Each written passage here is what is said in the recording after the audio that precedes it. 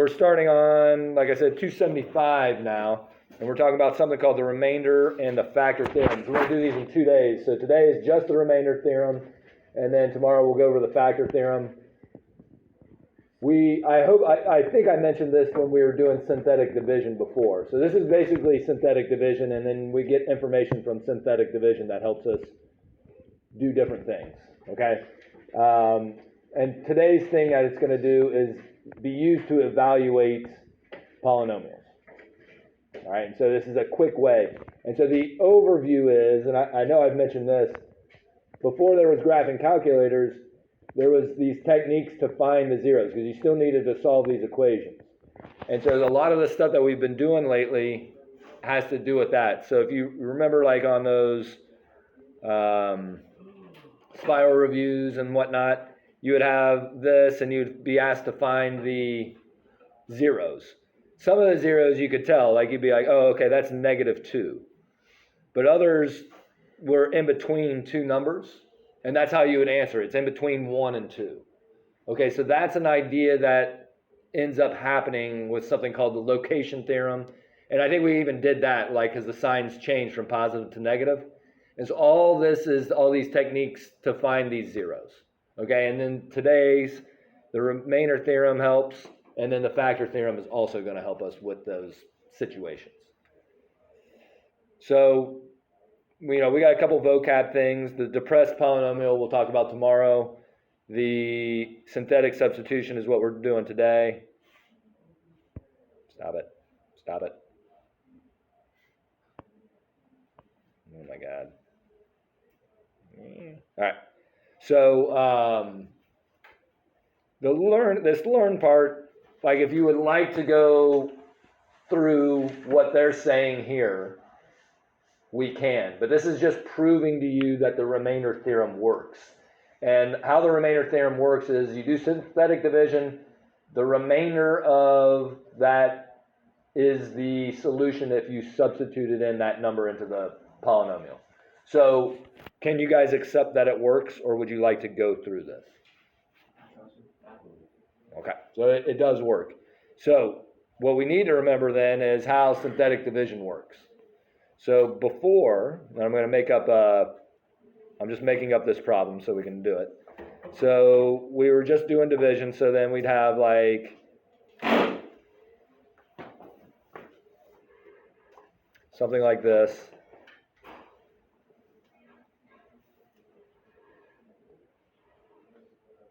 And we'd be dividing by something like that. All right, so this is just an example. So we were doing long division, we were doing synthetic division.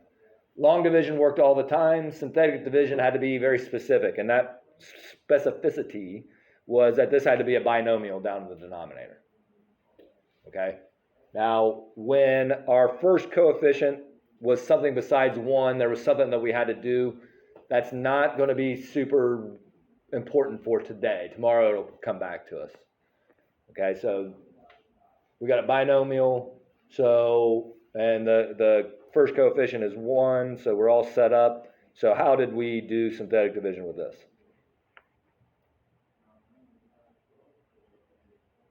That's not a 0, that's a... So do we remember how synthetic division worked with this?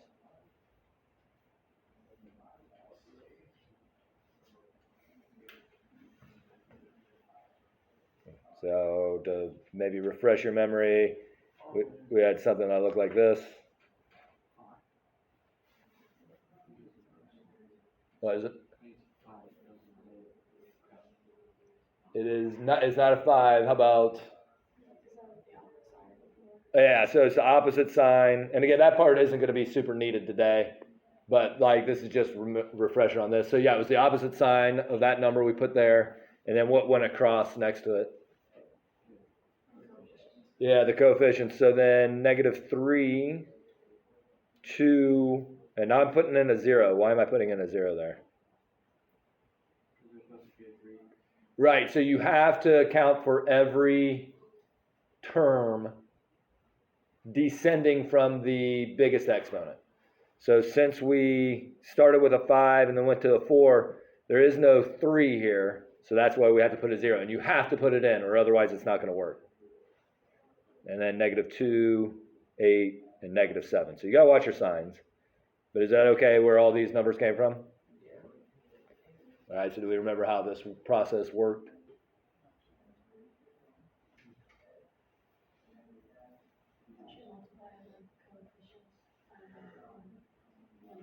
Okay, so basically, but the first step was to bring down the first one. And now she says multiply. So then we're doing 4 times -3.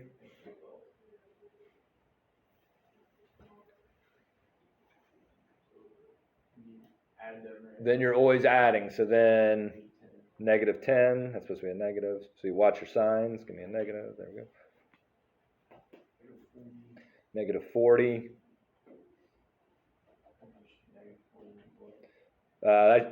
Then we're adding, yep, -40.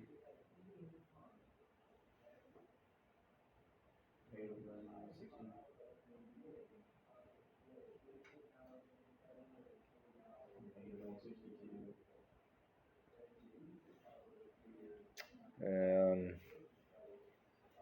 I don't know, that's going to be negative. Looks like an 8 there. A 4. I think it's -648. Does that sound right? Yep, -648. -648. Adding 8, so now we're down at -640. You better do this one for me.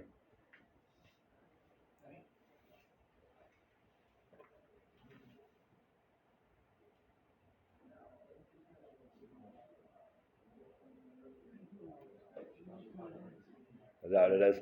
-2,560. All right, so then this final one, right, you got to finish it off. So the final one, if you remember on synthetic division, is the remainder.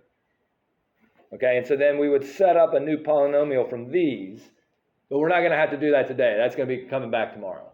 Okay, so today all we care about is the remainder, because this is called the remainder theorem. All right, so then what we're saying and what the remainder theorem shows us, so I'm going to come back up here, is that if I gave you this as a function instead, so this function was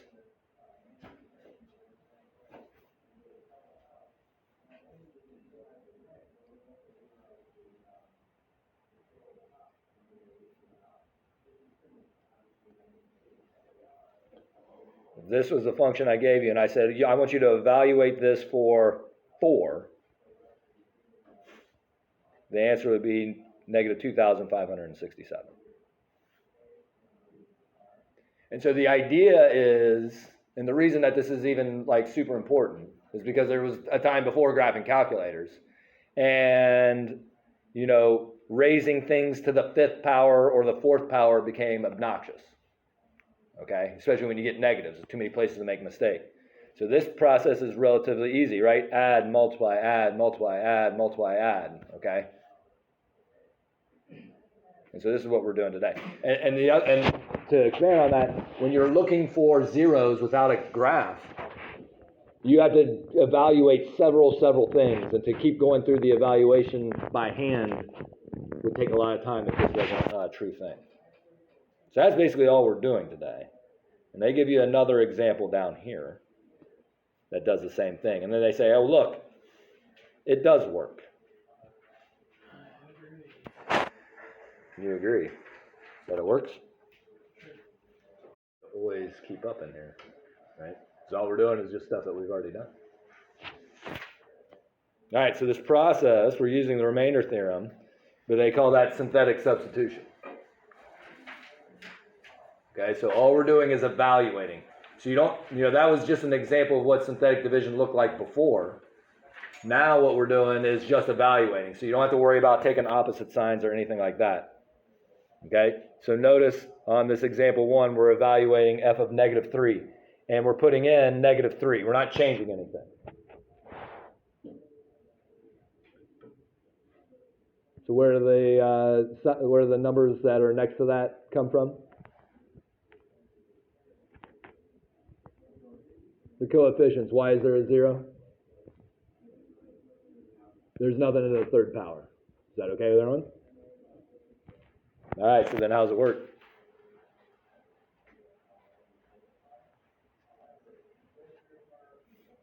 drop to -2. Okay, and then -3 times -2 gives you 6. 6.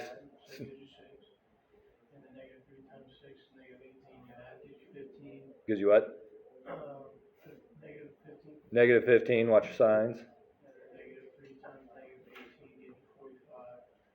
And actually -15, so that's 30. 30. And then -3 times 45 is no. -3 times 30. Yeah, -3 times 30 is -9. And then it's -8.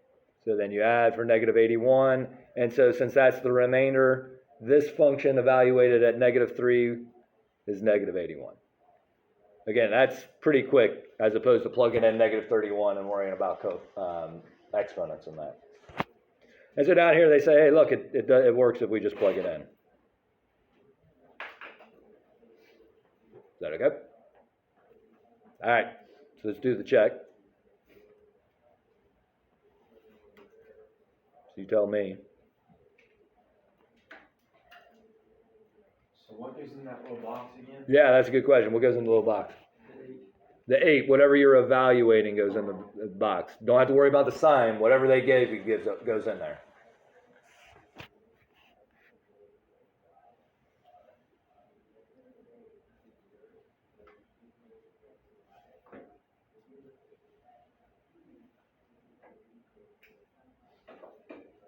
What else?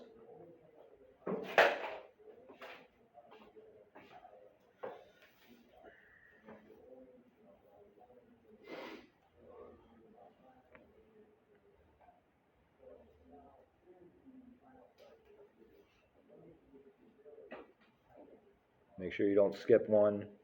Or if it does skip one, make sure you add a 0. That one goes without worrying about that.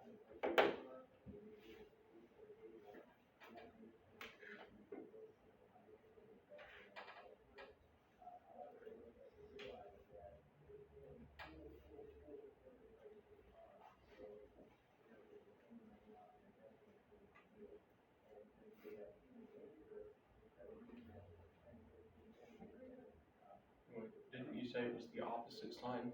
Only if you're doing just division. If they are giving you something to evaluate, you just are putting in whatever it is. Okay. Okay?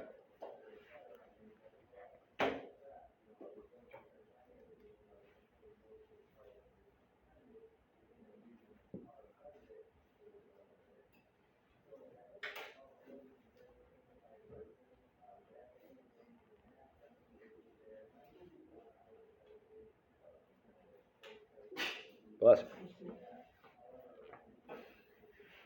Is that what we got?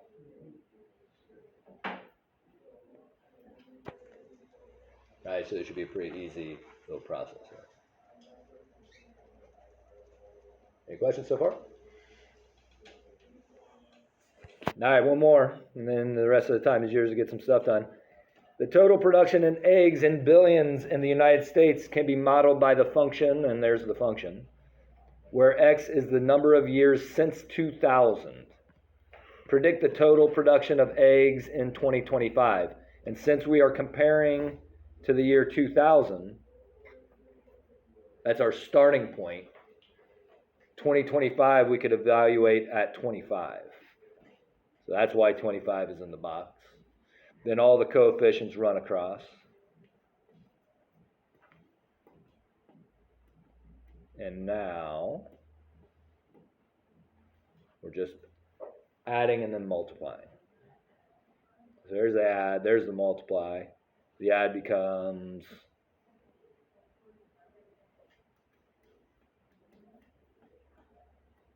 what was it?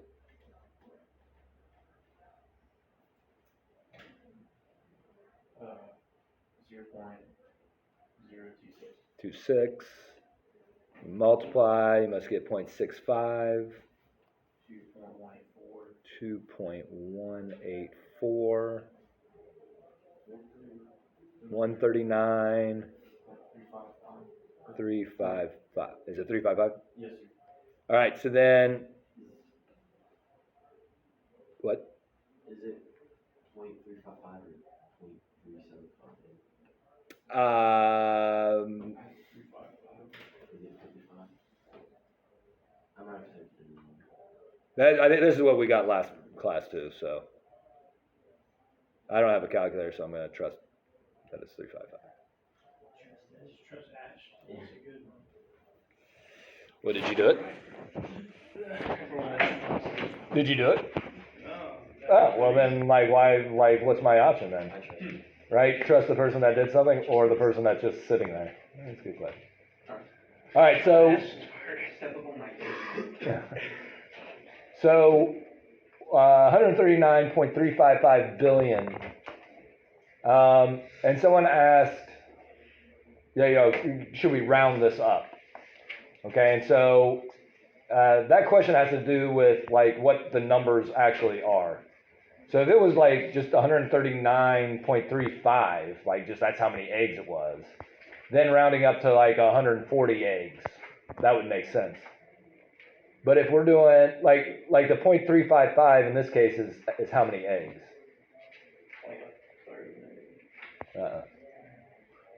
These are in billions. Yeah, they're in billions. So 0.355 billion is what? Yeah, like what is it? How many? Well, what's the next? So billion. What's before billions? That's out. So millions. So that's 355 million eggs. So if you round it up, you'd be rounding up 600 million eggs. So probably, could you round up to 0.36? Like, okay, maybe, because then you're only rounding up 5 million. But so that's a pretty big round still, right? When you're talking about that. So just be careful on what you round. All right, so is there any questions about anything today? 1 to 21 odd on page 279. That should take you not too much time. They're asking you to do two things, evaluate twice. Don't change the sign, right? It's just the normal sign. Should be able to get that done relatively quickly. And then don't forget the remainder and factor theorem spiral review opened up. Okay, that'll be due on Thursday, so you can have time to get that done too.